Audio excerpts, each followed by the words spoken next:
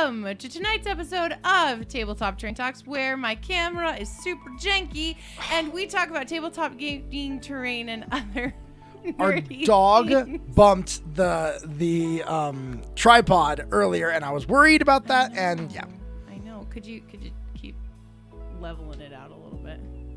Because I'm super janky. Anyway, hi. Well, there's an earthquake over here and all of that jazz. We are so excited to be here tonight to get to chat about our favorite topic of conversation. dooms.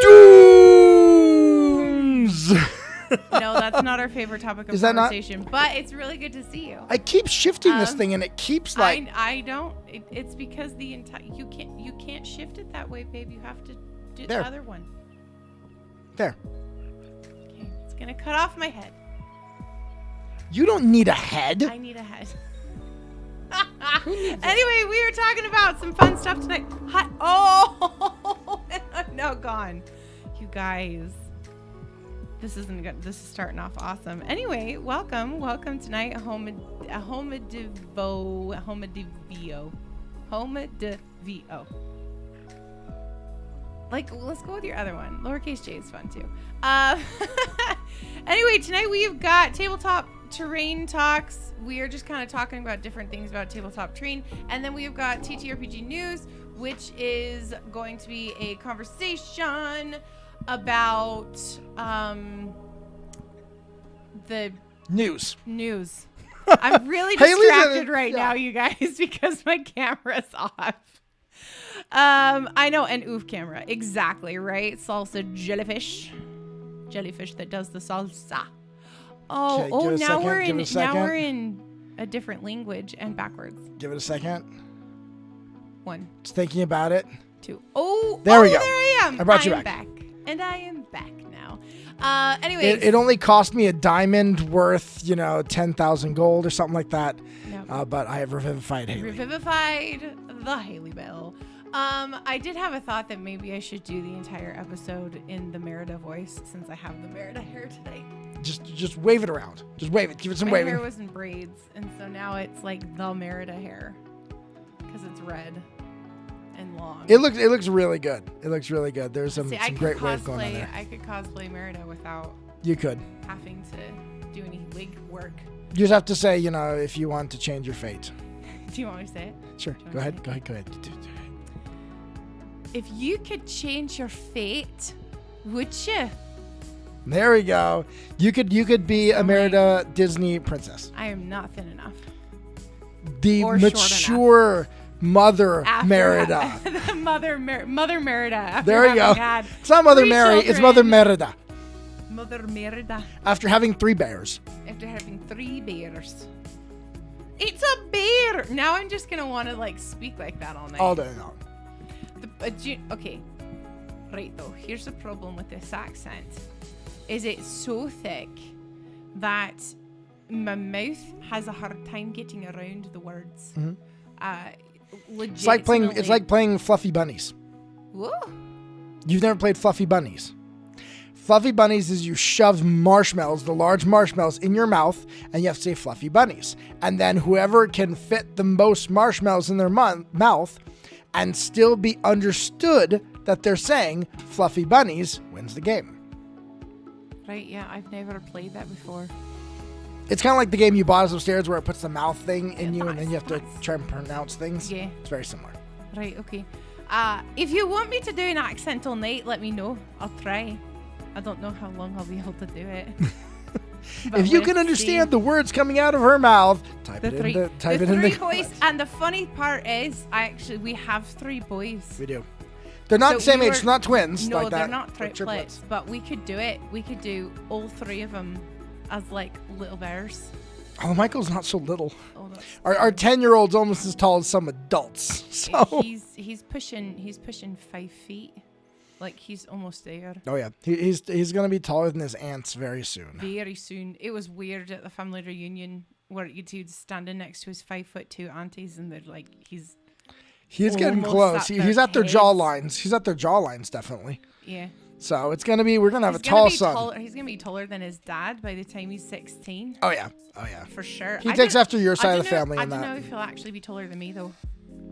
don't know. I feel like the accents become more Irish and less Scottish. It's kind of It's weaving. morphed a little bit into Irish. Irish is much easier to do, actually, because it doesn't have the hard R's. R. Anyway, since nobody said one Why way can't or why the can't other, if why you can't want me kids to why do can't it, kids so I'll- watch pirate movies? Because they're they're rated R. R. If you can't tell, it's one of those nights. So yeah, we We are both very stressed in our day jobs in life, and so this is like a nice kind of. We're just gonna sit here. We're gonna chat, ask questions. If you've got questions, drop them in the chat.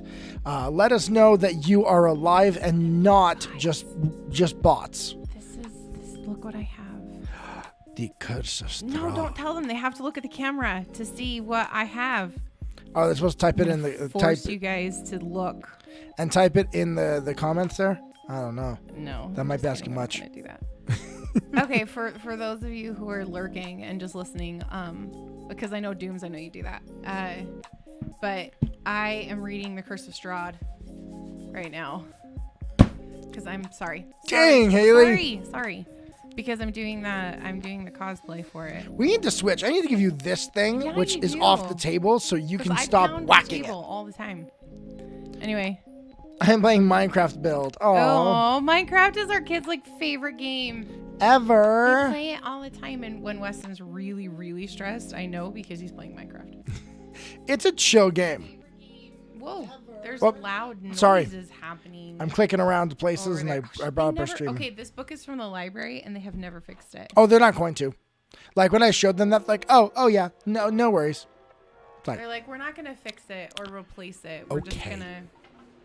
Whatever. At the big library sale, though, we should go and see if they are getting rid of any of their D&D books. Yeah. For 5e, because I didn't know this. They do not hold books longer than 10 years. Did you guys know that? Most public libraries do not hold books for longer than 10 years because They get used that much. most books do not hold up. The way that they publish books now, they will not hold up long term. So they don't do that. There's actually, I watched an entire thing because, I just randomly get fixated on things. But I watched a video that was all about publishing. And the only thing that I really remember taking away from it, though, was the idea that books today are published so poorly. The quality of the publishing is so bad that most books do not hold up. Even if they're just in shelves and stuff like that. Mm-hmm. The glue begins to disintegrate and fall apart, and the bindings, our Pathfinder 2nd edition hardback, Joe the Frogman.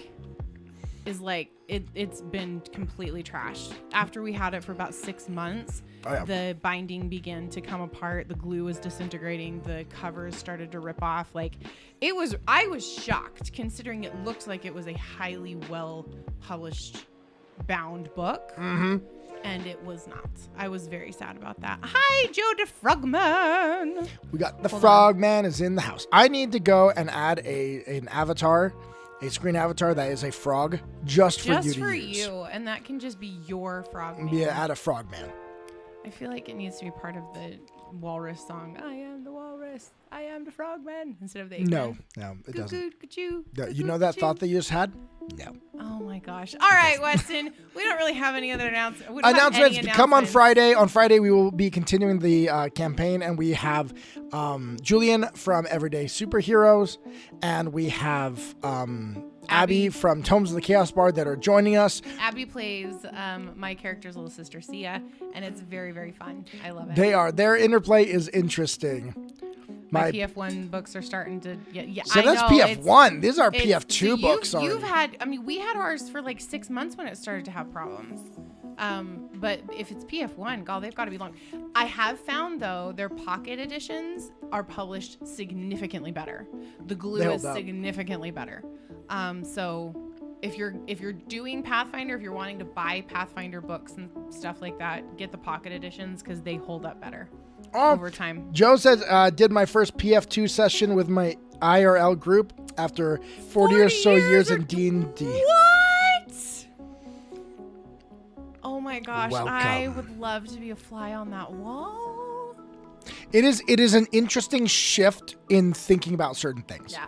Normally storytellers have a little bit harder time with it because they're used to having a little bit more freedom in the idea of, well, I'm just gonna we're just gonna make stuff up and we're gonna move along. I feel like the choices actually hinder people who are just straight storytellers, but people that are a little bit more detail oriented have a much better time with Pathfinder 2nd edition. The big thing with Pathfinder is like there are more rules that you can use, but like at the end of the day, it's like, what do you want to do? Mm-hmm. Like whatever rules you like. There are times where players will roll and then like the way they're doing it is just so good. I'm like, yeah, I know the DC here should technically based on level be like a 32, but you know what? That was cool. And so just kind of like, go ahead. Or you just roll a nat 20. I used scribe tools to make cards with the various actions and stuff, which, yes, that would. That does. Wish there was an official sheet that did that. Joe, yeah. I'm going to recommend for you Pathbuilder. Yes. Pathbuilder is a free software that you can use. And on the Pathbuilder page, there's actually one of your tabs is all the actions you can do. Yeah, let me see if I can. Really let me see if I can. Well, we can jump into TTRPG news, and then we will come back to this. This is a really good thing for us to talk about because tonight it's just kind of like shoot the breeze. They use Pathbuilder. That's what you just said. Then I will show you. I will show you some things. Salsa, I think it had to have been a 2nd edition print because we got it in December of the year it was released. Yeah. So I imagine it was a second printing.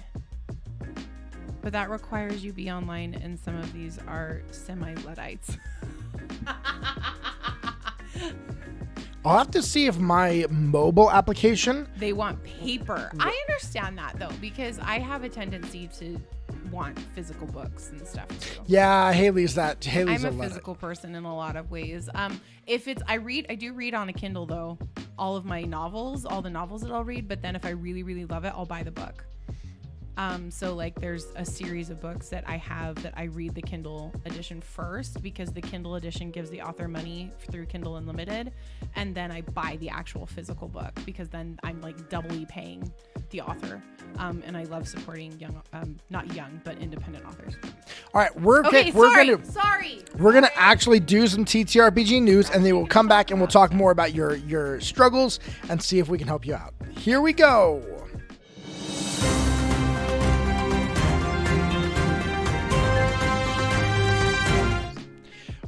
Tonight. Oh, I did not even remotely... I didn't even go to the right scene. I didn't even go to the right scene, let alone change the date. You guys, we are doing so well tonight.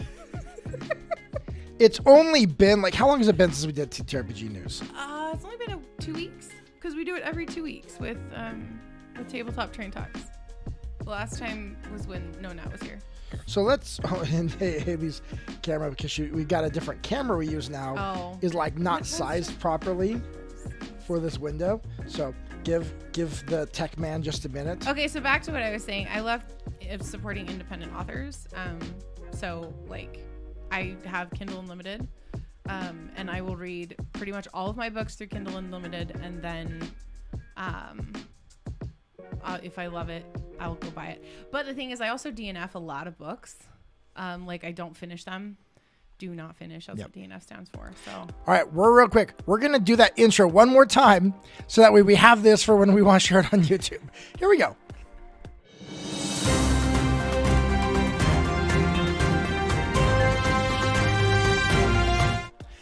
Okay, there we go. Now we got the right screen up. Oh, it's a bit off, but it's the right screen and I have the right date. Cut me some slack. So welcome to tonight's episode of TTRPG News. If you are catching this on the VOD, please know that this is a live stream podcast show, whatever, on Wednesday nights on our Twitch channel, twitch.tv/PartyOf2RPG. Come hang out with us. We'd love to hear your opinions. Tonight on the news, so The Secret World, the popular MMORPG, is now getting a 5e launch. It's 5e launched its Kickstarter on October 4th. The initial goal was $40,000, but they're currently sitting at $102,000 and are close to their top stretch goals. You have until November 3rd to back the project. So this is a 5e It's a 5e skin. Skin on the Lost World, the Secret World. If you aren't acquainted with the Secret World, it was a modern kind of a cultish type thing. You had your different secret organizations, the Illuminati. You had the different. It's very modern. Gosh, what's the word I'm looking for? It's like an urban fantasy take of the old school fantasy. Yeah, because you got the Knights Templars, you got the Illuminati, you just got all these different organizations. All of that fun, like magic and fantasy stuff and whatever, and bringing it into today. So, I mean, if you watch the trailer for the actual game, the trailer for the game is very intriguing, and I tried to play it, and I just was a little creeped out by it. I don't remember. It was a little creepy. It's a dark world. So, Hayley. In other news, Wizards of the Coast has another D&D Dungeons and Dragons game in development. This game will be developed by Invoke Studios, a new studio led by Ubisoft veteran Dominic Gray. Invoke Studios Gway. That looks like a gray. Guay. I got it. Gway. Or gay. Or gwai.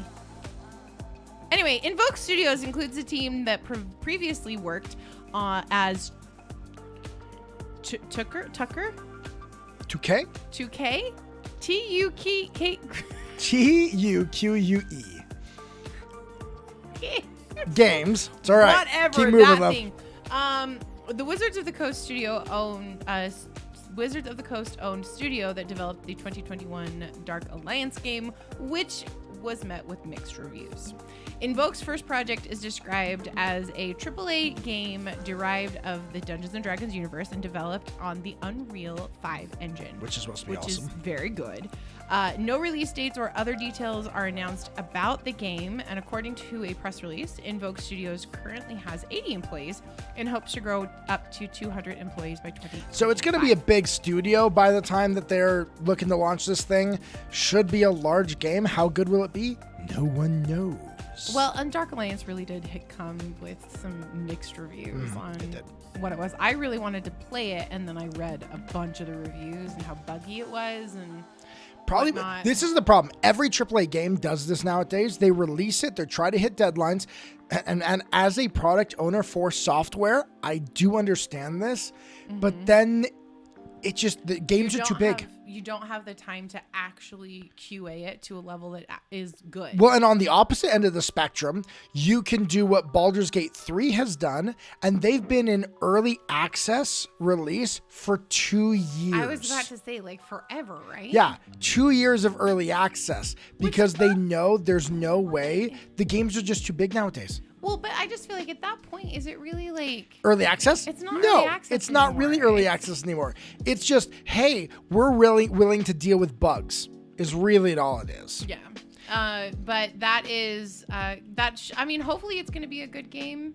We'll see. I find it interesting because Baldur's Gate 3 that's being released is a Dungeons and Dragons game, but this one, they say they want to ramp it up to that by 2025. If they're just starting it though. A big game, big AAA game like that now takes 5 to 8 years.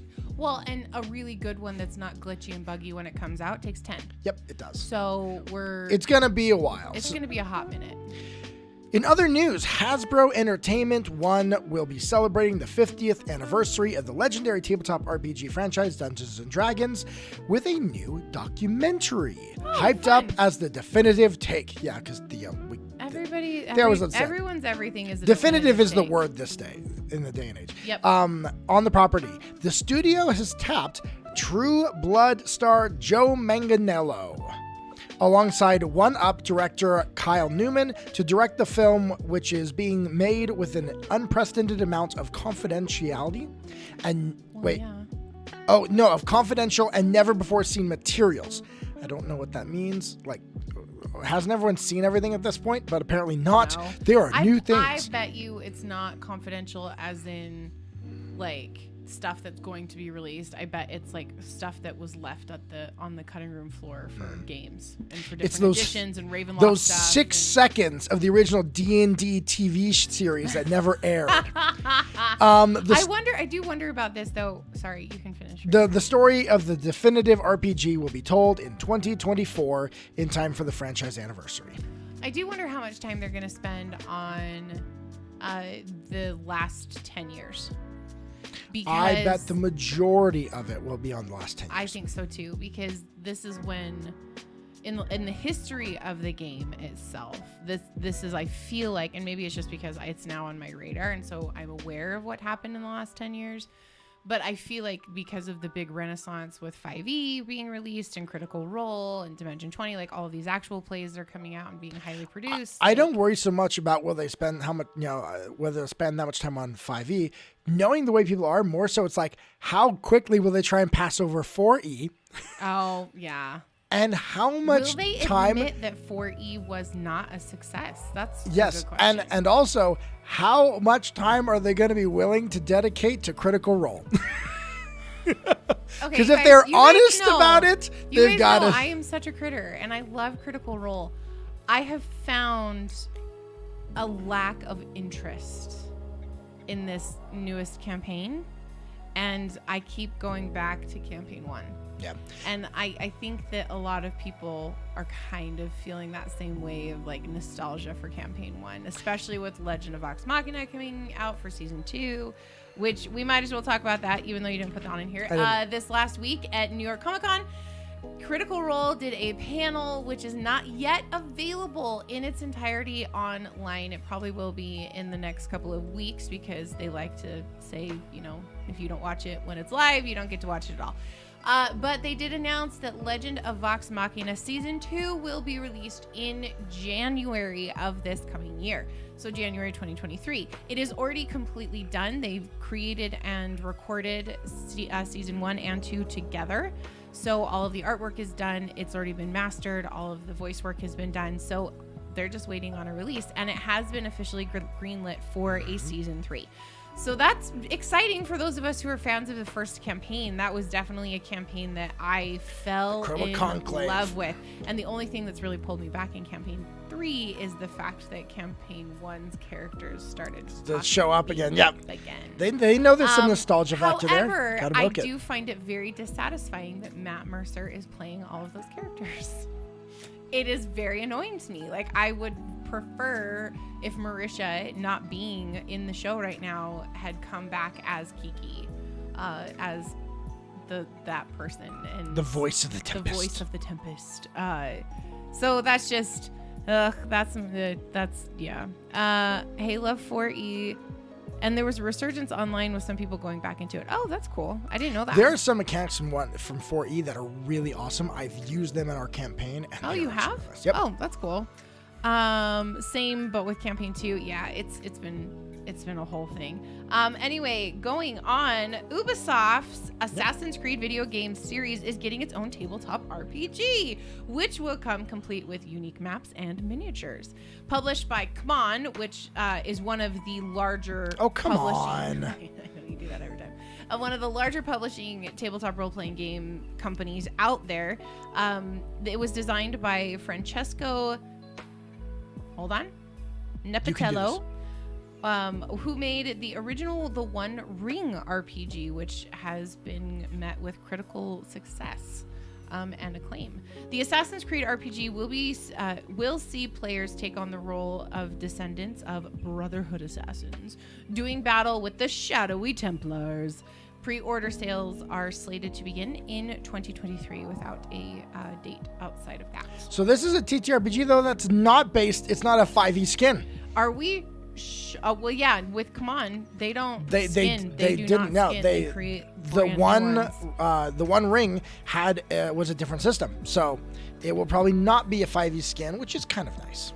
Yeah, I'll be honest, as we both have kind of made it our business to know all of the things that are going on news-wise with the TTRPG space. I don't think people realize how much D&D and Wizards of the Coast dominate the space. And it's very nice to find and see creators who are doing things that are not 5e. and they're having success. Which brings us to the last story for the night. Magpie Games, in partnership with Paramount Consumer Products, has tapped Demiplanes as their official online digital tool set provider for the Avatar Legends, the role-playing game. This is the Avatar: The Last Airbender TTRPG that came out to huge blast. About one a of year ago, the yeah. biggest successes on Kickstarter. It was stupid. It did great. Well, they are going to be having their official tool set, online tool set will be on Demiplanes. We kind of are beginning to have two camps. We have all these other games that are Demiplanes is going to be producing their digital tool sets. We've got Pathfinder. We've got World of Darkness with Vampire the Masquerade. We've now got Avatar Legends are going to be on Demiplane. It's almost turning into the situation where Demiplane's going to grab up everyone big that's not D&D, and then D&D will have theirs, and those will be the two big things in the digital space for TTRPGs. Yeah, and I do wonder what's going to happen with the other VTTs that are out there, like Foundry and Roll20 and all of those, because these two juggernauts have kind of come in and said, hey, we're going to do it, and we're going to kind of throw you guys under the bus. It is kind of hard because you got, you want there to be competition in the market. Yeah. But you can also, when you got a bigger company, you can produce higher qualities of things, less easier tool sets. Right now, a GM having to know how to load in all their stuff for different gaming systems on Foundry or on Roll20, it gets a little complicated. It can be a little difficult and complicated. And these are just simplifying that. And it's going to be hard. It's going to be interesting to see what happens. I think the big question is going to be who's better for homebrew. Yeah. It will come down to who's better for homebrew, because regardless of the system, TTRPG people like to homebrew. And if it's harder on those ones to do your homebrew, then they'll stick with some of these older ones. Oh yeah, for sure. It's going to come down to a lot of those different things. Well, and I know there's quite a lot of people who are like dead tied to whatever system that they use. I know a lot of people in the Pathfinder community use Foundry, and they are like, we will not ever use anything but Foundry, period. Well, and I know that Paizo has made connections. See, Demiplanes won't make a VTT per their words. What do you mean they won't make a VTT? They've already said they're going to make a... From the things that I've seen them talk about, they're making a full-on, 3D... Well, I don't know about the 3D. I know that 1D&D is doing that. Demiplanes, I'm not sure of. Yeah. I thought that was included. So it was gonna encompass Discord... in the idea that you can get together on video. Yeah, it's gonna replace your video, your rule sets where you store all your rules, your rolling, your books are all in there. Your character sheets are gonna be in there. I do like it that they've bundled to where you get the digital and the physical. Yes. Oh my gosh, I love that they're doing that. I think that was a smart decision off the bat. But I don't know. I was under the impression that they are making a VTT. I thought they were too. So we'll have to double check that because I thought they were. So we will do some more research, and we will dig into that. Yeah, Roll20. There's a lot of people. The first VTT I ever used was Roll20. Oh yeah, Roll20 became the big one. It became the one everyone started using. D&D Beyond, and then D&D Beyond started coming, but D&D Beyond didn't have it to where you could do your maps in there. So that made it harder during the pandemic. Yeah. So Roll20 kind of took over, but in the end of the day, is Roll20 going to be able to compete long term as they start pouring money in? I question if they will. Because this is probably we've probably ended the news section at this point. We should probably end the news section at this point. What do we say at the end of this? It's been a minute. If you have any announcements, we do have our community announcements section to where we can announce different things that are happening in the community. If you have different things you are streaming, games that you're running online, or podcasts or homebrewed content that you'd like us to feature, we are more than happy to. Simply message us. You can find us on Twitter at Party of 2 RPG Live. Or you can email us at partyof2rpg@gmail.com. The other way is we actually do have a community news section in our Discord where people are more than welcome to just post whatever cool things that they've got going up. and we'll talk about them. So go join the Discord. I know the bot will drop it every once in a while here in the chat. Yeah, So when you see that, click on it and go join our Discord. And I can also do it right now. And that is all for TTRPG News tonight, Wednesday, October 12th.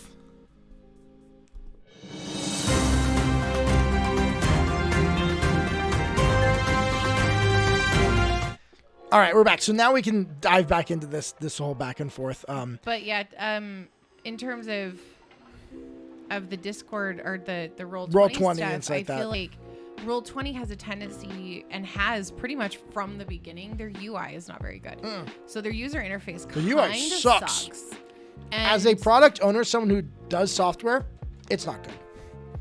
You guys, we have marble cake. Forgive me, I'm eating. I bought marble cake because I wanted some. Anyway. So yeah, its UI is not good. No, it's not really enjoyable to use. I think there's it wouldn't even take that huge of changes, like some margins, some padding, some borders, some color. It really wouldn't take that much. Well, and it's like the icons, if you don't put your own picture in it, it's the same old Google blog icons from like blogger.com. Its UI has not been updated in 20 years. You guys, blogger.com. When's the last time you heard about that? A long time. So that's the thing is I think that unless they decide to play a better game, they are going to get pushed out. People will stay because they're like, I have all my stuff here, but people are going to start moving like they did with D&D Beyond. A lot of people use D&D Beyond. That's become like the number one D&D one. So I did want to go back to a question we had here in the chat, because this is kind of a ask us questions and things like that. But it was the question of what do I think? Yeah, what is your opinion of the new 1D&D Ranger? I don't know anything about the 1D&D stuff. To be totally honest, I have not done any research on it. I have a Cactus Flea Market box meal. Wait, what? Huh? I'm confused by that sentence. Those words, I understand each one individually, but together they make I no don't sense. understand. You need to explain. I do not like the new Ranger. I don't like it. Why? Here's my reason I don't like it. The reason I don't like it might be a very different reason than why other people don't like it. The new Ranger is pretty much a spellcaster. They gave him tons of spells. They made this very much the magic. You're not as wild magic-y as a druid, but you're more magic-y than an actual ranger. The idea of a ranger, this is supposed to be part of the new experts class. So they've got 3 different areas. They've got their experts class. You'll have your magic class and stuff like that. And I'm like, okay, cool. Well, then an expert is someone who's just really, really good, really, really skilled at things. Drizzt, who is the most popular character in D&D, he's generally, you'd consider him a ranger. From the Forgotten Realms books, right? He's just a really, really, really good swordsman. He's got some magic items that he gets. He has a couple of innate magical abilities because he's a drow, but that's it. He's just that good. Can we take a step back really quick? What is the story of Drizzt? Okay. All right. Because I have never read the books. You should. I know you keep telling me that. They are very straightforward. They're a quick read. I mean, you would burn through the whole trilogy in a weekend if you could just sit and read it. It wouldn't even take you a weekend. Would you take the kids away and I'll do that? We'll see what we can do. We'll think about that. But here's the general premise. First, they're only like that's 35 books if you read all of them. I would just have her read the original the trilogy that gives his origin story. Drizzt is a drow. They live in they are the evil elves. Yes, I just said that. You can get triggered. The whole Weston, idea. How dare you say that? The whole idea of the drow is that they were The elven nation split, and a part of the elves followed a evil goddess. I believe it's Lolth, the spider goddess, and they lost the war, got kicked down into the Underdark. Yeah. They continue to follow Lolth down there, and they're bitter against the surface world because they got kicked out. I mean, that makes sense. Lolth's a bad goddess. But why would Lolth want to be up in the top anyway? She doesn't. So, Except for to like rule the whole world and like normal evil goddess stuff. to rule the world. Okay, got you.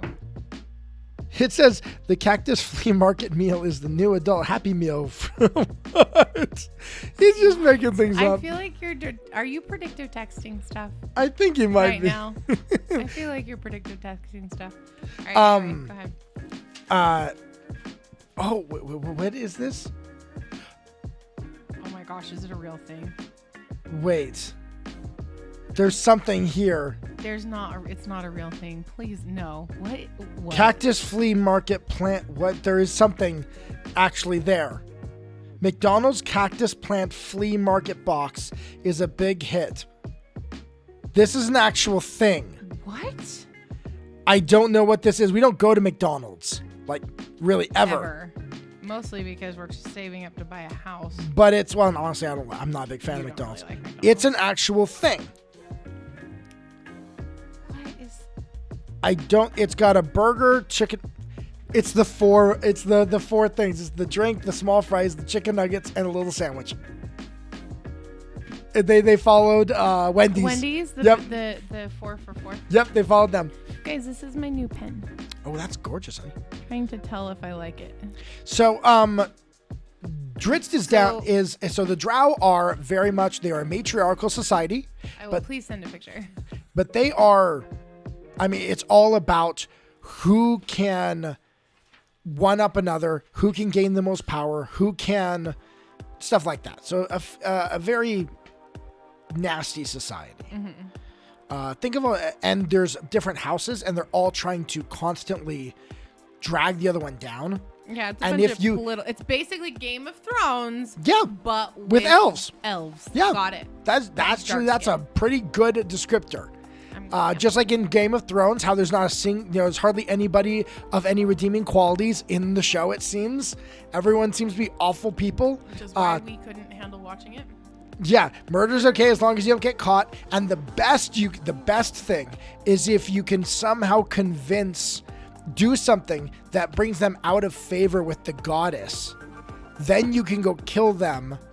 And as long as there's no one left alive to prosecute you, it's as if it didn't happen. Are you serious? That's how the book starts, is a house gets killed by Dritz's house, and they kill everyone. And if no one's alive to testify, then nothing happened.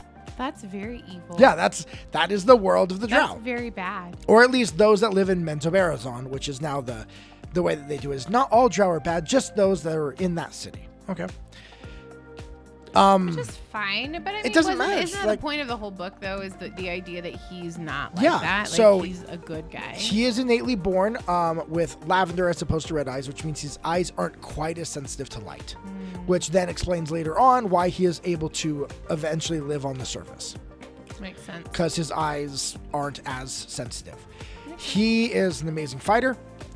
Grows up in this society trying to survive. His father, who is the weapons master, isn't happy with the society either, so he tries to preserve his soul. Dritz eventually is, he gets pushed out up onto the top and has to like do some cool mission thing and then wins. No. Give me the 30 seconds. He eventually has to run away. He lives in the Underdark on his own. Thayer's trying to hunt him down. Sad. Eventually, he gets up to the surface and does make some friends. There's a dwarf, a barbarian, and a human female that's been... Surrogate father is the dwarf. And then that becomes his party. And then they are traveling around Icewind Dale, which is this area above the ground there.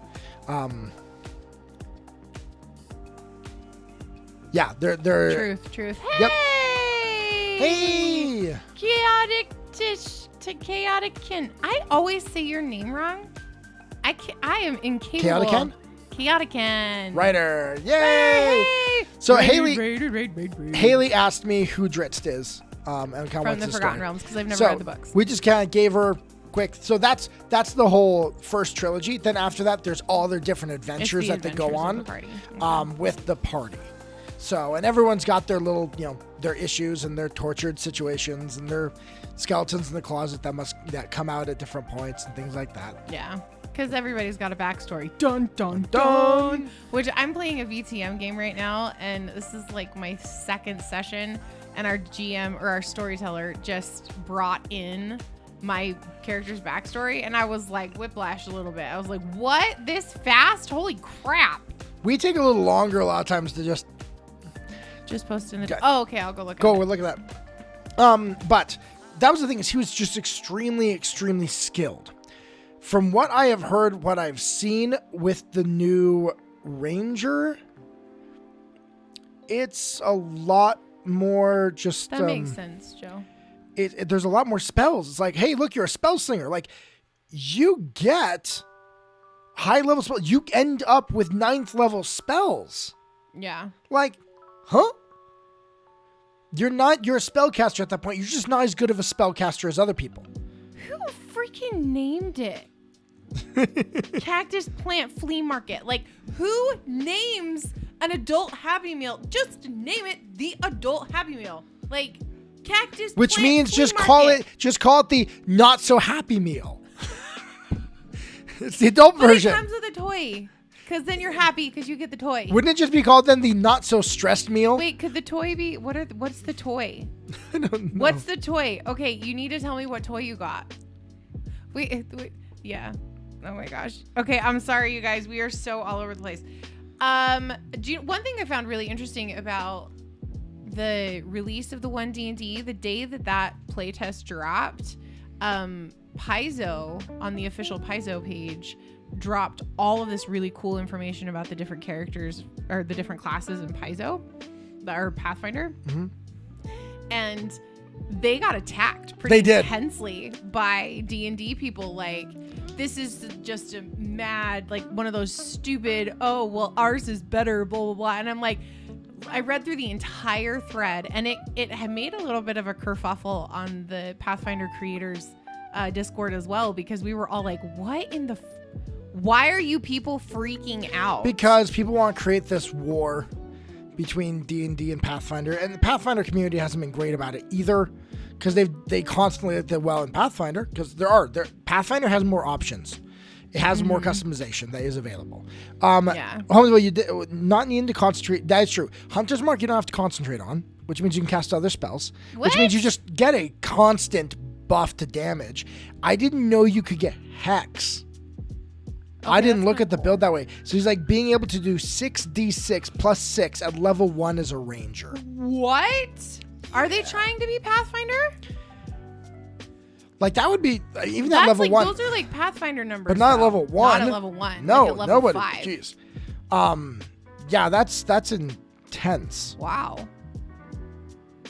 Like as far as average damage, if you average 3, that's 18 plus 6. That's 24 points of damage per hit. That's what your character does in a swing in Pathfinder at level 12. Yeah. She does. Yeah, she does 2, 3. Yeah, 3d12. So 6 times 3 is 18. 3d12 plus 8. So 18, that's close. Yeah.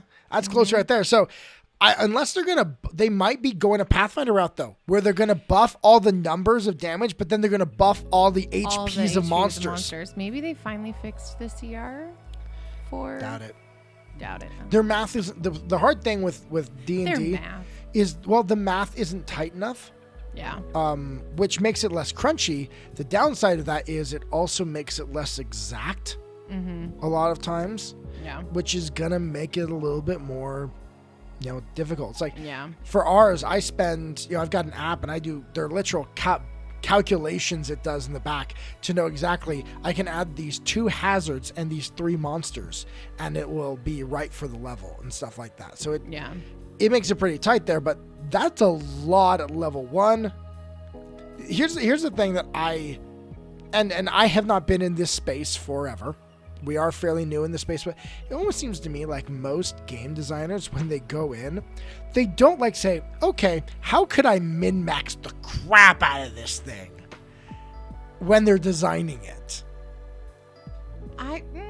No, because I know some indie creators that really think about that, but maybe that's just because it seems like the official creators for D&D don't really seem to think about that a lot. I don't know. I mean, it's a playtest. And I mean, it is a playtest. It's a playtest, so they're throwing stuff out there. They probably didn't think about all those angles. Mm-hmm. This is going to be developed for a long time. This is like early stage. Yeah. Hey, we're throwing some ideas out there. We know what we're getting is not what we're going to get at the end. This is not like most, the current 5e Unearthed Arcana, where it's like, oh, we roll this out, playtest, it might get used in a book in a year. No, this is not coming out for a while. Yeah. They say 2024. I honestly don't think the next edition will come out then. Not unless they have some crazy fast raiders. I don't think so. Not if it's going to be play tested everything. Because the hard thing is also play testing everything together. Yeah. Like, that's one thing I've learned working in software. It's a system, and you're like, until you get it to where everything's together, you don't know actually if it works. So, no. Well, it's like the two. It feels like every book that Paizo releases for Pathfinder, there's a new class in it. And I wonder how much playtesting is done specifically with those two classes with the other classes in the system. Because I know it's open. It's just like this one. It's open for playtesting. Anybody can playtest and then they give their feedback. But I do wonder how much, because there's been a lot of criticism of newer classes like the Investigator and like the Psychic. The Investigator isn't a newer. You mean the Thaumaturge? Thaumaturge, yeah. Sorry. The Thaumaturge and the Psychic, where they say, they don't they don't work very well with the other. The problem is a lot classes. Of the newer ones, again, Pathfinder gives lots of options. Yes, they do. The problem is, in order to give more options outside of the core mechanics, they created more complicated classes. Yeah, I've noticed that. The Psychic and the Thaumaturge are actually fairly complex classes to play. They are not for a beginner. And so, they're right up there with the Oracle, which we've got an Oracle being played in our campaign right now. Mm-hmm. And I'll tell you what, that's a class. The only way you play that class is if you have the GM, say, yes, we're going to play this, and we're going to work together to let you play this. Mm-hmm. I'm going to give Hayley some insights to this class here. This is the character that plays my little sister. The way this class works is that you get in Pathfinder, there are regular spells, and then there are focus spells. Focus spells is something you get back after a short rest, after a 10-minute rest. Yeah. Well, you get back the focus point to do this. Yeah, you get the focus point to do it. So she's got the Oracle has their spell list. They are a spontaneous caster, similar to a bard in D&D. But then they've got their 3 focus spells, which are pretty cool spells. You use the focus spell once. It activates a curse in you. This curse gives you benefits to the magic that you use. So in this case, she's a life oracle. She gets benefits to all of her healing spells if she has the curse active on her. But it also hurts her. And so then you've got to track how many in between short rests, how many focus points have they used in this combat to know where they're at in their curse, to know what you should do to them every time they cast a spell. That's fairly complicated because you got to do that on top of all of the actual normal class mechanics. So I am running the curse system for her, and she just plays the class, which I think is very more accurate to what it would be. It's you're going to use their magic, and the curse it's going to affect you as it affects you. But you don't focus on that. You focus on saving people, hunting things, the family business. And I have to manage that. But that's a tall order to add to a GM. I cannot even imagine. We're going to do a full party of oracles. That would be let's kill our GM. No. So Pathfinder's gone. GM, you just straight up say no. Rather than going power creep, they've gone complexity creep. They've just gotten more and more complex in their classes. It makes them somewhat difficult to play. Well, what's the point of doing a new class, though? Like, to More be options. totally honest, in a system like Pathfinder where there are so many options and so many variants that you can do on pretty much everything, what is the point of creating a new class? It's a new flavor to your play. It's the new type of character you want to play. Like, I do want to play a thaumaturge. I want to play a thaumaturge so badly. Because a thaumaturge is... You can only play it if he says thaumaturge another, like, 3 or 4 times. Thaumaturge. Not in succession. You can't say it in succession. But what they are is they are your supernatural expert. One player wants to play an oracle. Be aware of that curse then. Maybe Weston. So, yes. Maybe come watch the way that Weston does. Yeah, come watch our session on Friday. Yeah, because this might be her last or second to last session she's with us. Yeah. So Oracle is a complex class. Definitely dive into the curse and how it works and figure out a way to track it. I've got a little Excel spreadsheet that I created, and I'm literally going to take like a dice and I'm going to put it on the sheet with, okay, they're at level 1 of the curse, they're at level 2 of the curse, they're at level 3 of the curse, and then keep that so it's right in front of me. And I've gave them a sheet as well, and we're both going to be trying to track a little bit. Yeah. Because it is complicated. Do you know what type of oracle they want to play? Which subclass? Because that brings up interesting things. So Salsa, if you know that, drop it in the chat. Yeah. Also, I just wanted to know if anybody is out there watching and they're not currently following, you can get your own little dragon. Come get a dragon. And follow our channel. Do a quick follow and you will get a little dragon of your own to play with. And then you can also there's custom emojis. There's lots of things. Just follow, click the buttons. And if you want to support us, please subscribe. Yep. Ancestry Oracle.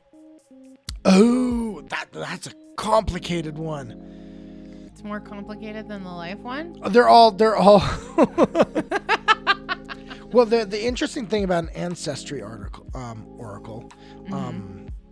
all of them have the same base thing that, okay, you play the class and well, keep talking about it. I gotta go grab something real fast. Okay.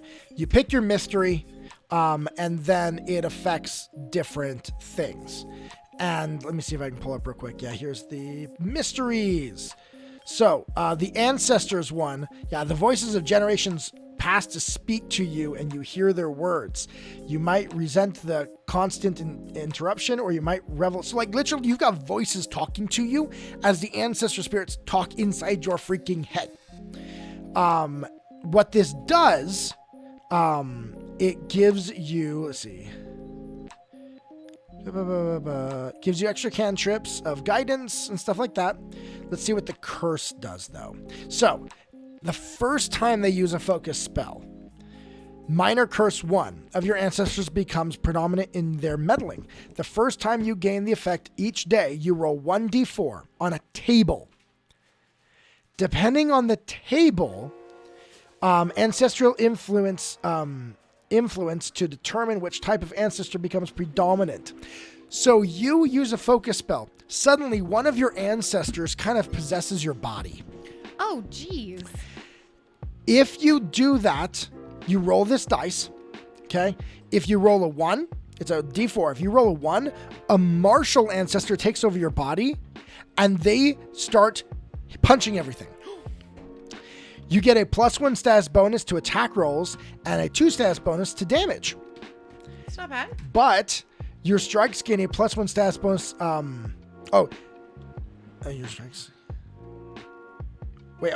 So yeah, the curse is that you start wanting to just punch everybody, but there's going to be a downside to that. Of what if you're a spellcaster and you have no strength?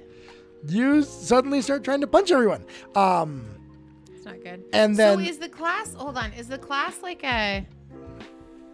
Because the way that you said that is like if you're a spellcaster. Because if you roll a 1, then a martial ancestor takes over your body. Yeah, but isn't the Oracle class a spellcaster class? Generally, yeah. which means that's a bad thing. Okay. 2, Okay. a skillful ancestor takes over your body. Their preferred action is perception and skill actions. Okay. And if you roll a 3, then a spellcaster takes over your body.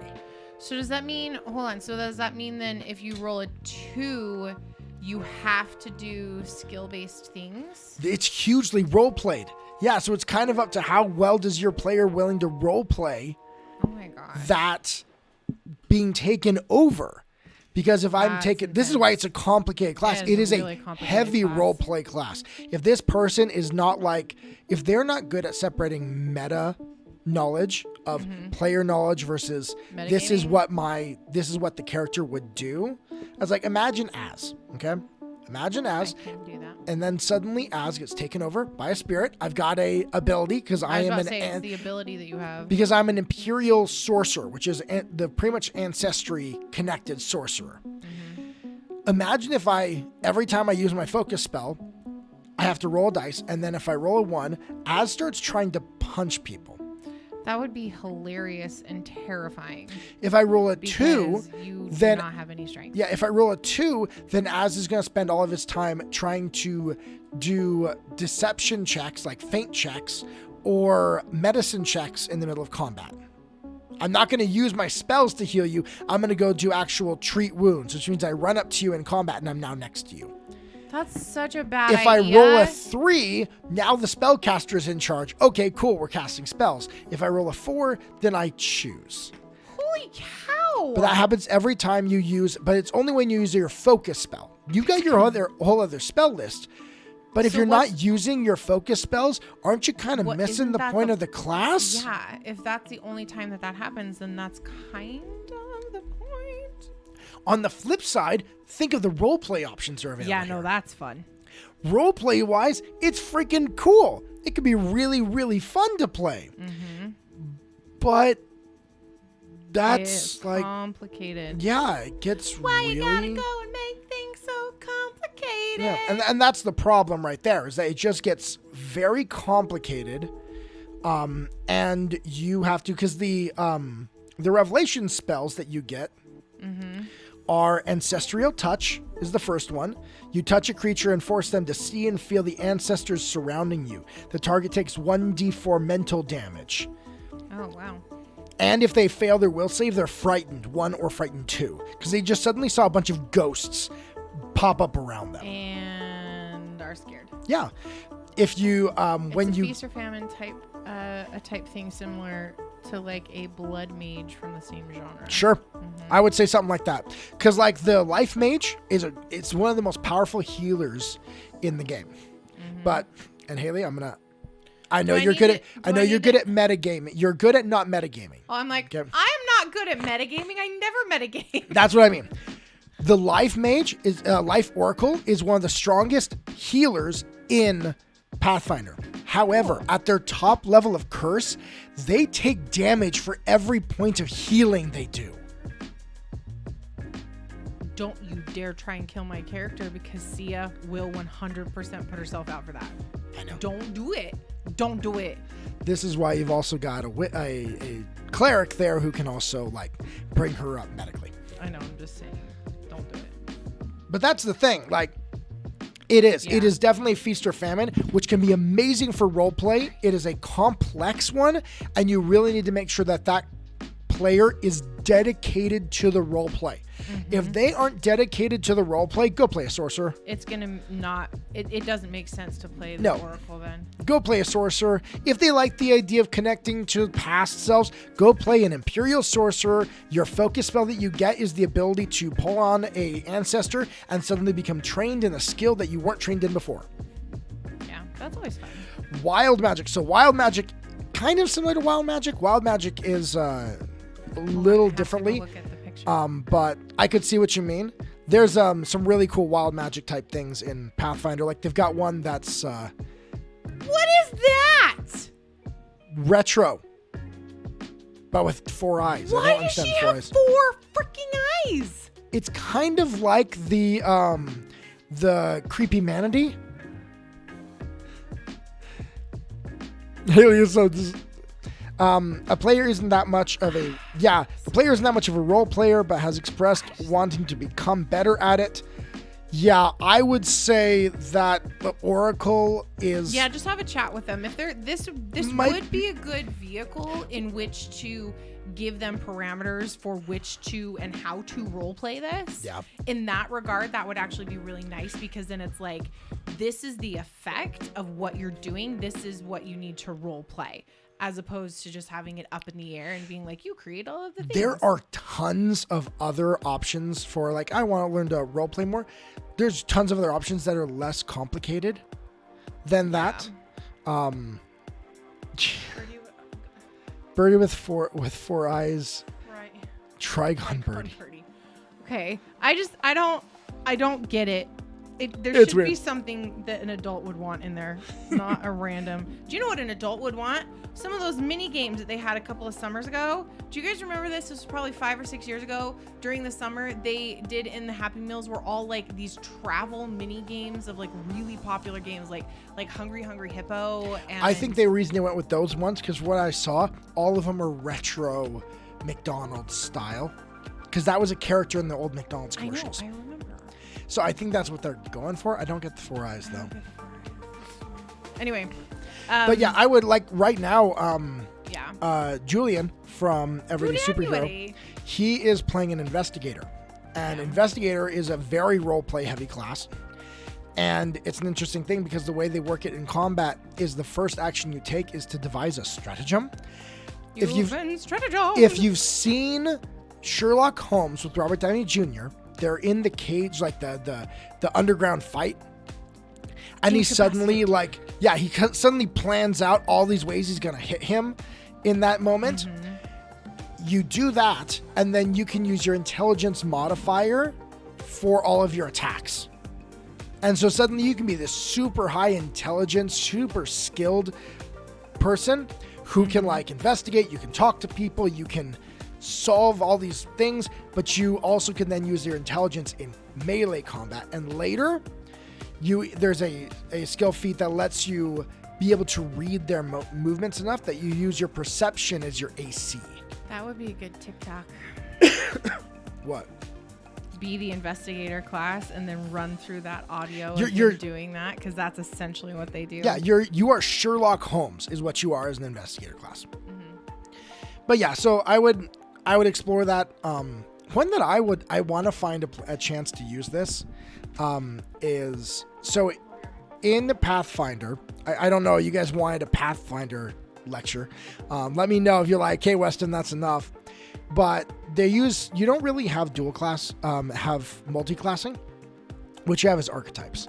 Archetypes are, I want a taste of this other class in my class, but I didn't want to play that one. Well, they've got some archetypes that aren't really part of another class, like the dandy and the celebrity. You literally get skills that make you a socialite or make you a celebrity, and like you get bonuses off of how many people see you in combat. Like what would be really cool is to play the celebrity with a swashbuckler. A swashbuckler has a mechanic called panache. And panache is, I did something really flashy in combat. I get a bonus 1d6 attack, like sneak attack damage, on my attack because I did something cool. I like that. Add to that being a celebrity, Zorro. Yes, Zorro 100%. Yeah. Add to that the celebrity archetype that you get bonuses for how many people see you doing things. Oh my gosh. And suddenly you're about to start. This is why we could not have had a Critical Role doing Pathfinder 2nd Edition, because Scanlan would have been out of control at that point. Well, but then what you do is like you get Bullhorn, you get the Bullhorn spell or the magical item. You're about to start combat. You yell out, "Everyone gather around and see the performance." You use group. You're Chaucer in Knight's Tale. You do there's a skill feat you can take early on that's group. It allows you to do a diplomacy check on a group. You do that, you get a whole group of people to come around the fight as onlookers. Now you're taking bonuses from your celebrity archetype while getting panache as you're doing flips throughout the area. Like, you could play this up like crazy. I love this so much. I love this idea. So, and this is where, the more that you want these cool little things, then it gets a little more complicated. Yeah, it does. Yeah, you're going to love this guy, Prince Ali. Exactly. So that's the thing. So Oracle, I if they aren't really roleplay heavy, I would have a real conversation with them about, okay, here's what this is going to require of you every time you use one of these focus spells. Like, they might not use them very much, but if they're not going to lean into that, there are far easier classes that still allow for a lot of roleplay. Yeah. Every class can be heavily roleplayed. Oh, for sure. Every single class, no matter who you are, you can roleplay. Well, Percy was built off Pathfinder First Edition. Yeah, Percy was he was a gunslinger. He was, yeah. There's a gunslinger in First Edition. There's gunslinger in Second Edition. It took them a hot second to. They had to convert the system into fifth edition. Yeah. That's why if you listen to campaign 1, he says, "Oh, that's in Pathfinder a bunch." He says that a ton during the first 20 episodes. Says that every once in a while. Which means he still plays Pathfinder once in a while. But that is the thing. They've got there's so much you can do roleplay wise if they're not big into that, and also it's a question of how or if deep are they willing to get into tracking. Like, I'm a tracking person. I'm currently playing so in Pathfinder they have dual class, which is Gestalt, and I'm currently playing a cleric sorcerer. I have 2 different full spell lists. It's stupid, you guys. 4E, then went to P1, then 5E. Yeah. Gunslinger was in 4E. Didn't know that. But yeah, so I've got 2 full spell lists that I manage. No, I think Joe means that's how they started. Oh. Critical Role? Is that what you mean? Critical Role, or do you mean that the Gunslinger class started in 4E, then went to Pathfinder, and then they converted it into 5E? I hate this lag. I do too! There's no way around it, but... No, I don't think he played Percy in 4E. He played it in Pathfinder First Edition. He played it in Pathfinder First Edition. Because because they actually talked about that when this show first started. Mm-hmm. Yeah, they played... Percy was a Pathfinder... Huh. Joe's saying that they're... he's saying their CR game started in 4E, but then probably he had his first character die, then made Percy when they went to first Pathfinder, and then they wanted to keep Percy in 5E, and so then they created the Gunslinger class. Yeah. So he had to. Well, Matt is like the freaking king of homebrew. Yeah, he is so good, and he creates the most balanced characters, and he always seems to homebrew stuff for Taliesin. Like, pretty much across the board, he homebrews Talison's character every single game they've played so far. Well, FCG is done. Not sure how long in 4E, but they moved. Yeah. He had a Dragonborn Paladin and then made Percy. Oh, so you guys know more about Critical Role than I do. Jeez. And I thought I was like an obsessive critter. Nope. Apparently not. Apparently not. I have the book though. Oh, here's when you hear the craziest thing. Okay, so The World of Critical Role, that book that came out, huge book, absolutely beautiful, wonderfully written, beautifully illustrated. I absolutely love the book. I walked into Dollar Tree, and I love the Dollar Tree. It is my favorite store in the entire world, and the second only to Five Below. And in the front bin of like what's hot this week kind of stuff was a whole bunch of books, and I about stopped dead in my tracks because there were 2 copies of The World of Critical Role for $1.25. I was like, oh, I almost bought them, both of them, on principle. Should have bought them and then sold them for like $20. Yeah, on eBay or Amazon. But it was just like, it was one of those moments where my heart stopped and I was like, oh my gosh, I can't, oh my gosh. Anyway, so it was like, yeah, super random, but... So I do want to bring back one thing I got wrong earlier. So the new druid, Ranger. I have a brain for random trivia too. Yep. The druid does not. The ranger does not get full 9th level spells. They get up to 5th level spells. Okay. But they're a half caster, and half casters are an interesting thing. What do you mean? A half caster means you're not as good at melee as the melee fighter, but you don't get the high level spells of a spellcaster. Okay. So you get kind of a mix in the like middle. an in between. Yeah. They're interesting to play. I myself have not played one. I'm interested in playing one. I know a lot of people are mixed on them. I know they give them a lot more spells than they did, and a lot earlier spells than they do in 5e currently. I'm playing a ranger in a game. Is that a 5e game? Yep, it's 5e game. Oh. I'm fine with not having that many spells. Honestly, I don't want that many spells. I want to be able to be really good at shooting things. That's it. So I love the Pathfinder one because you can choose to go full only skill based, and your shots are just the most amazing shots in the world, and you can have so many effects that you do. Or you can go full magic ranger, more druidy based, and you can pick which direction you go. Yes, we have watched The Rules Lawyer, and Yeah, we have. we do know him. I know him. I don't think Weston's ever interacted with him, but I have. I've never interacted with him. Yeah. I watched his stuff, definitely.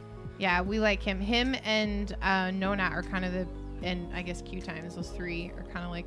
Q Times has stepped out of it a bit. Rules Lawyer was kind of. He's been building. His channel has been building lately a lot. He's been doing a lot. We like his stuff though. Like, he's awesome. I don't get as much time to watch videos as I used to because instead I'm planning campaigns. Yeah, planning campaigns or just like being a parent and living your life. I feel like, I don't know about you guys, but people that are drawn to TTRPGs, I feel like there's a common thread through a lot of personalities of like an obsessive side of them. And so like when you find something that you love, you become kind of obsessed with it. That was the way that I was when you really introduced me to Critical Role for the first time, which is so funny because I introduced Critical Role to him the first time and I didn't really get the fire for it. It was right when campaign 2 had started. But then it took like another 5 years before I picked up listening to campaign 1. Anyway, back to what I was saying. I feel like we have this tendency to go all in and be so excited about the game, and then we kind of like real life catches up to us again, and it's like, hey, you don't have nearly as much time. Well, and the other thing is now I know enough rules to play and to do most of the things that I need to do. I don't generally have time to go diving into more rules until I need them in the campaign.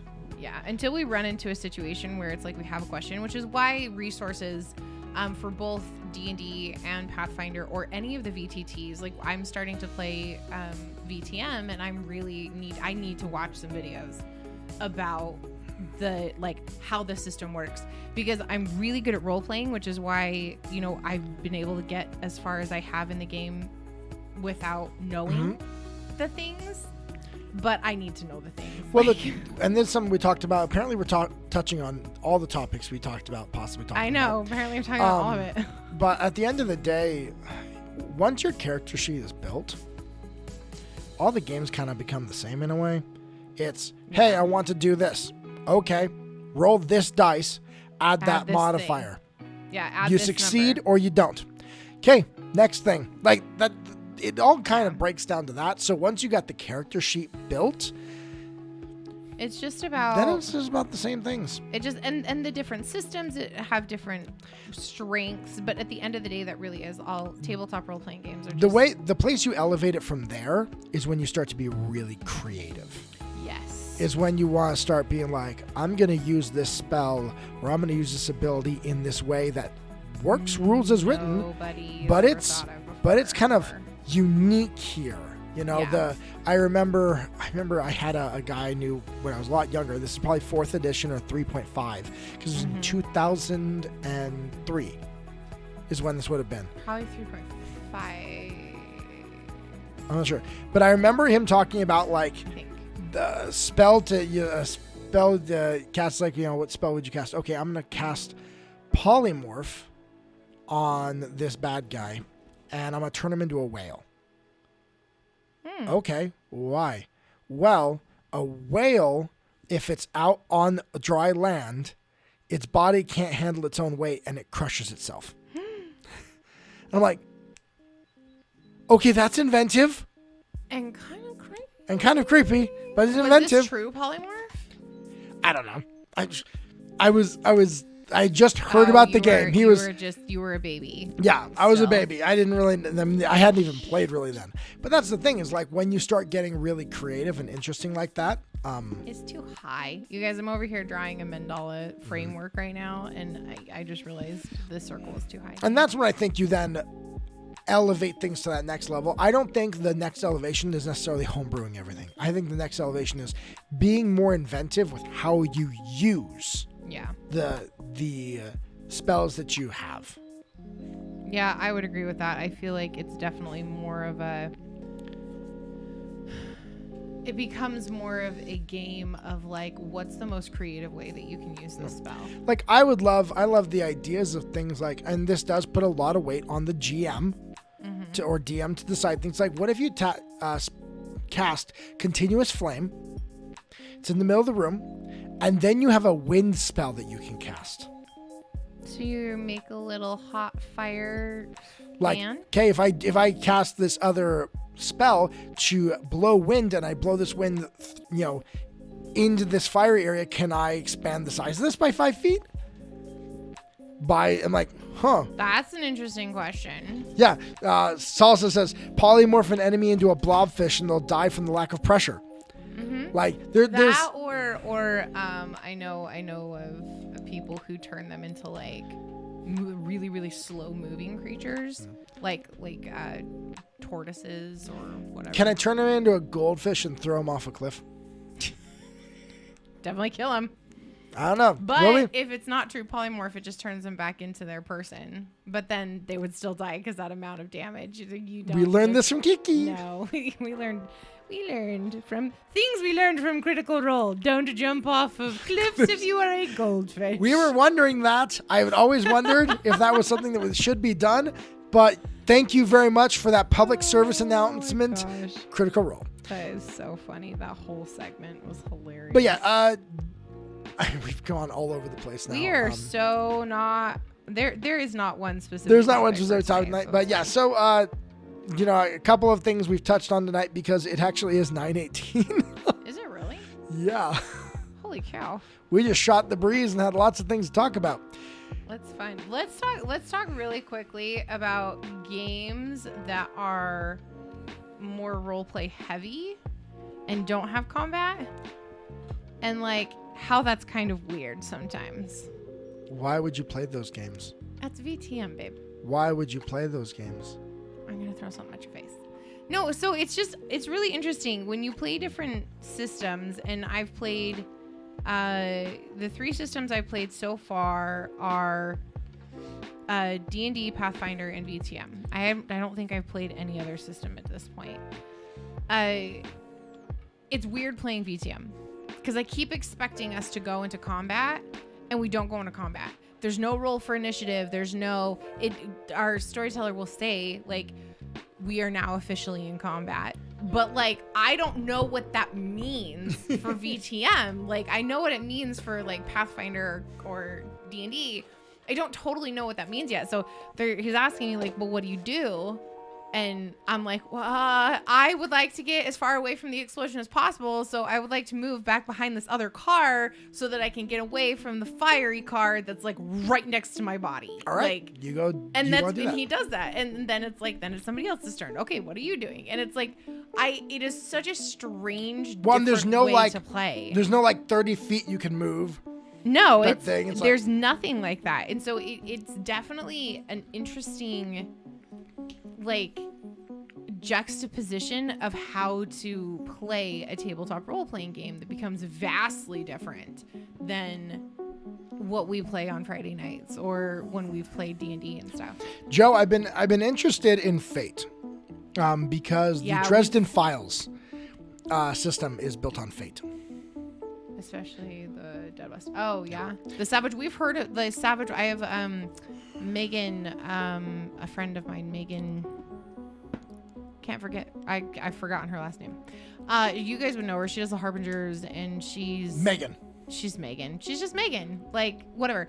But she and I were talking about that, and she said that she really thinks that Savage Worlds would be a really good game to play. Because you love the role play, but you do also, I think you've come to enjoy the combat more than you used to.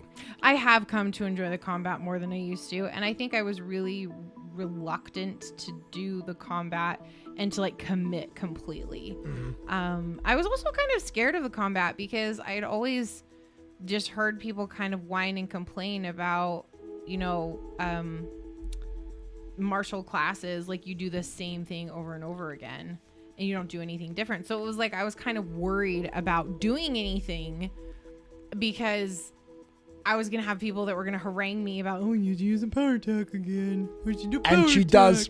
And she does. But I do use power attack every freaking time because why wouldn't you use power attack? It adds a freaking dice to your roll. I can tell you why.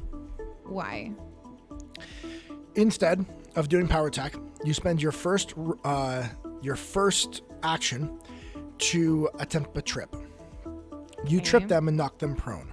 But if you don't, if it doesn't succeed, then you've just wasted a turn. And if your power attack doesn't succeed, you just lost 2 of them. Okay, that's a good point. You use that to trip them. With your feat that you have of advantageous advantage, you get a +7. Advantageous assault. Assault, thank you. You get a +7 on that attack. Yeah. Chances of you critting are extremely high with anything that doesn't have an extreme. But with a trip of advantageous assault, it's still just a trip though. But you do advantageous assault for your second attack, you now most likely crit on that. Instead of getting 1 extra die, you double everything. We double everything anyway. Your chances of critting with the power attack, low. You got 1 extra damage die. 1d12 is added to it. That's all that's added to it. With power attack, but then if I crit on that, then you multiply the entire thing. But your chances of critting are far I crit less. all the freaking time. You don't crit that often. Yeah, I don't. I pay attention because mine got the monsters. You crit probably about 25% of the time.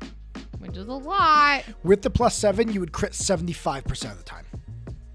But that's still, they're just tripped though. But then your next attack, so it's still taking you only 2 actions. Yeah, but you and then probably the next crit. attack, they're flat-footed. And you get your +7, so you'll probably crit on the second attack and do more damage than a normal power attack. We will have to play this on Friday and see if that's true, because we're going into a... And when they stand up from being tripped on their turn, you get attack of opportunity. That is true, and it does waste one of their actions. All of that from just tripping them as opposed to just power attacking. Oh, no, that is true. Well, it doesn't set up the other players for attack of opportunities because as a spellcaster, we don't... As does nothing when it comes to attack of opportunity. And in Pathfinder, not everyone gets attack of opportunity, yeah, but I think Joe knows you that, can though. attack of opportunity for more things. Yeah. It's like if they're in my space and they take an action, or if they're within melee and they take an action if they move through my space. Yep. If they do anything that has the move or manipulate trait. Yeah. So, yeah, the enemy is flat-footed, which means a -2 on their their AC. So a significantly higher probability of critting. Or, yeah, and so all of that, it's pretty freaking awesome to knock them down. We'll have to play with that then in the next session because I just feel like power attack is like, why would you not? I'll tell you the only combo better. What? Bruce attacks first and does his ability to knock them prone. Yeah. Then they start the turn prone. I keep trying to do that and he keeps not succeeding. I know. It's hard. You power attack for your first, which is at the normal multiplier. Then generally when you'd be at a -10 for your third action, you're only at a -3 because of the advantageous assault. For the multi-attack penalty. Because you're a -10, but then you you're a +7. So then you will most likely hit for your power attack and on your third attack. All in one turn. That is really nice. That's I keep trying to get Bruce to attack and trip the person and knock them prone, and it keeps not happening. I feel like animal companions in every system are underpowered. Yeah. Unless you're playing a summoner in Pathfinder, and then it's kind of weird though, because you've got this Eidolon that's super strong, but you guys share actions, so you get to do. Why would you share actions with one of your companions though? They don't get their own actions. You only have 3 actions, and you have to share them between you. So there's going to be a lot of rounds where you're just standing. Tactical tactics. Yep. Tactical tactics. I like that. I am that type of player. Yeah, Weston's a min-maxer in a lot of ways, which has been interesting when I GM, because I don't traditionally GM that way. Well, you don't play that way. Well, I don't play that way, and I don't GM that way, so I mostly do story. I mean, half the abilities that Anna has don't get used. I try, though. I love you. I really do try. Like, I go through and I look at my actions and I look at my abilities and stuff, and I'm just like, I don't. That one. I've started using the other one, the sure. Yeah. You know what I'm Sure talking strike. about. Not sure strike. Certain strike. Certain strike. It no matter what, even if you miss, your strength modifier still goes as damage. It still is damaged. So it's like I am doing stuff different than just power attack. I do try. It's just the thing is like the way that I've set her up as a character is like a punch first, ask questions later kind of character. And so I do have a tendency to just think of the things that I can do. Hulk smash. Yeah, in a lot of ways. Because that's what she does. All I'm saying is Hulk trip and smash. That doesn't sound as good. It doesn't. All right, it is 9:28. It is 9:28, and it is time for us to go to bed. So thank you all for being here. A great discussion back and forth. We are here.